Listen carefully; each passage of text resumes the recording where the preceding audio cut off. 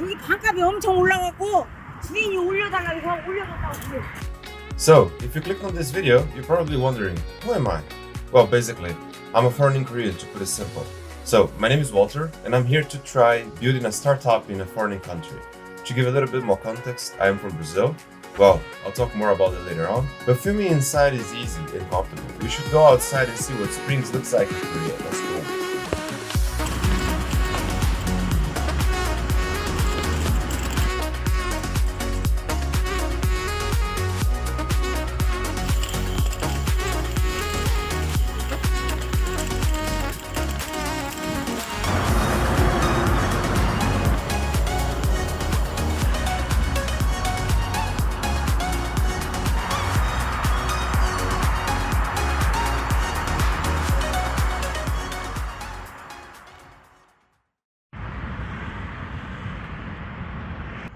Okay, but now we must be wondering, how did Brazil end up in Korea?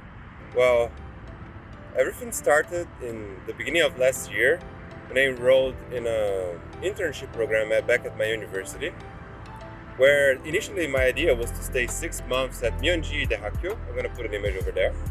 And basically, I had zero expectations towards Korea, in Asia in general.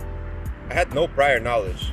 But with that being said, I knew some stuff about Japan because of anime and some stuff that I used to watch, but not a good idea of what life in Korea was going to be like. Back in February last year, my initial idea was just to get to know Asia in general and maybe a better first world country. And that was really interesting for me, especially because I knew zero Korean. I knew zero anything, basically. I didn't know anything about Asian languages like Japanese, Chinese, Korean. I knew nothing. So when I first arrived, I had zero expectations, and I was really surprised by how the society works here and how the whole world looks different from a very different perspective from when you live in Brazil your whole life, you know. So first of all, what I was trying to do was just to get to know everybody and get to know the culture and learn the language and do some subjects at the university that related to that. Since I had already done all my engineering course, I had nothing else to do. So basically, I just focused on actually doing the get to know a new country work, which is pretty straightforward for a foreign. So you have to do that in order to get used to everything you're doing. And for the first 6 months, I had a blast. I met a lot of people. I made a lot of friends. It was actually my birthday. The first time I spent my birthday away from my hometown friends and family, which was kind of interesting. And now that I'm actually here for more than 6 months, I feel like this place has become kind of my home, if you know what I mean. I think someone that lives abroad for long enough, sometimes they get the idea that, oh, I'm not gonna fit in, I'm gonna be different. And you're always gonna be the different person, especially here in Asia.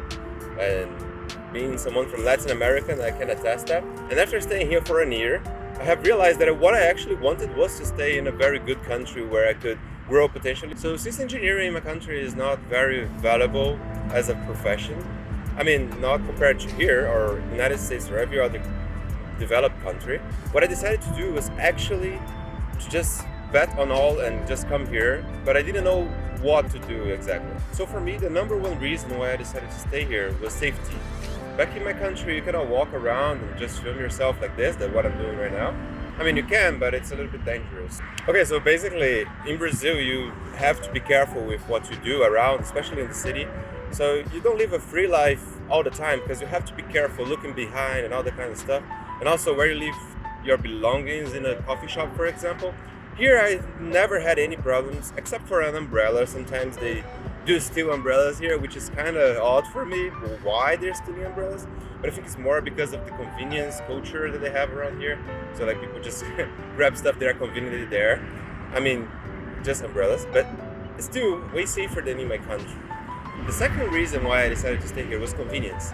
I mean, there is literally a Paint John everywhere, which I basically mean convenience store. There's a convenience store everywhere, so you can buy goods in the middle of the night without guilt or without searching up like, oh, which market is open. Well, and since here is a very heavily tech and heavily industrialized country, for me that I'm trying to build something in the engineering field, I feel like if I stay here long enough, I'll get used to new technology and stuff and also get better with it, better than in my country where I cannot even have access to this stuff.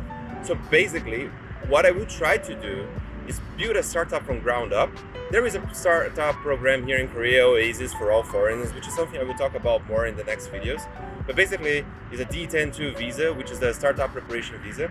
In order to get this visa, the only thing you need is a bachelor's degree, which is what I have. So basically, once you have that and the willing to stay in Korea long enough, you can basically apply to it. I'll talk more about it in the next videos because I'm still applying for it. Funny enough, today is the day that I'm going to receive the results from this Oasis program, so I don't even know what I'm going to tell you guys in the next video. However, in order to do that, I had to be in Korea, so I had to come here before. So after I finished my thesis back in Brazil and for sure received my degree, I came back here so I can start this. So after going back to Brazil, so I created this channel not only to talk about business and the startup program that I'm currently trying to enroll, but also to talk about life in Korea and what it's like for most foreigners, which I can know it will be tough, and it has been tough to stay here long enough. And I think everyone that has lived abroad knows what I'm talking about, the cultural shocks and all that stuff, and also the language. There can all be stuff that sometimes makes you wonder, why are you doing this? But at the end of the day, there are more pros than cons, at least for me, and that's what I felt ever since I was a child. I always felt like Brazil was not going anywhere. I still agree with that, but fortunately I cannot talk much about it because this video will be long enough if I do. So yeah. 여기 반값이 엄청 올라갔고 주인이 올려달라고 해서 올려줬다고 그래. Yeah, so basically I don't have it all figured out yet, and to be honest, I don't even know if I'm gonna get there for the way that I'm thinking that I'm gonna get there. But I really want to live in Korea for now, and that's what matters for me. And if that sounds interesting to you, if you want to know more about life in Korea and you want to know more about building a business in Korea, which is what I'm trying to do, please subscribe to the channel, give a like, and yeah, see you in the next video.